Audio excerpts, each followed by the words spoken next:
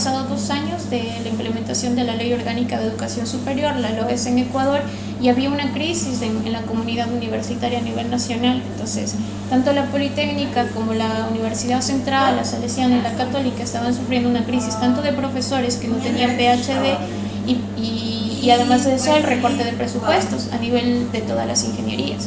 Entonces, básicamente, como que todo se junta, la universidad se pone un poco más precaria en función de dejar el ingreso abierto para los estudiantes, empieza un poco a elevarse la cuestión de la elitización, más, o sea, la universidad empezó como que a verse más como un privilegio más que como un derecho. Entonces, en función de eso, creo que el encontrar un camino abierto en otro país, en el que no tienes que, no sé, o sea, por un lado es mucho más económico.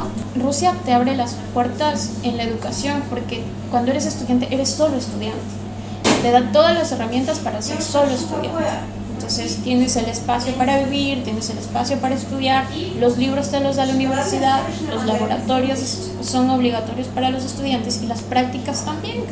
Entonces, una de las cosas que yo admiro de la Universidad Rusa y que también, o sea, bueno, depende del punto de vista, pero yo en mi carrera dentro de la ingeniería admiro mucho es el hecho de que ellos le dan mucho hincapié al tema de la práctica. Entonces, todo el tiempo tienes un laboratorio que, o sea, tienes 3 partes en una materia. Tienes la parte teórica, la parte de, digamos que práctica de ejercicios, de ejercitar en función de simulaciones, y por otro lado, el laboratorio, y por otro lado tienes la práctica, que ya es en campo real.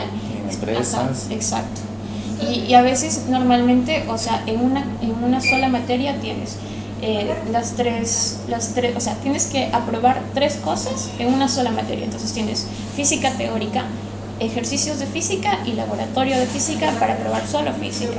Entonces, como que tratan de abarcar todos los campos, y eso no solo, o sea, eso es un ejemplo bastante pequeño. Y, o sea, en el campo en el que yo estoy, por ejemplo, hidrología, yo siento que esa formación en la que te obligan a tener prácticas de hidrología desde el primer año, te lanzan al campo a levantar planos de topografía desde el primer año, o sea, es muy importante. O sea, es como que es parte de su formación, está muy metido dentro de ellos, dentro de, digamos que de su desarrollo profesional. Cuando ya llegas a tener tu título, tú tienes una idea muy clara de cómo se levanta un plano topográfico, tú tienes una idea muy clara de cómo se levanta un relieve de ríos, y así, o sea, en el caso de mi carrera.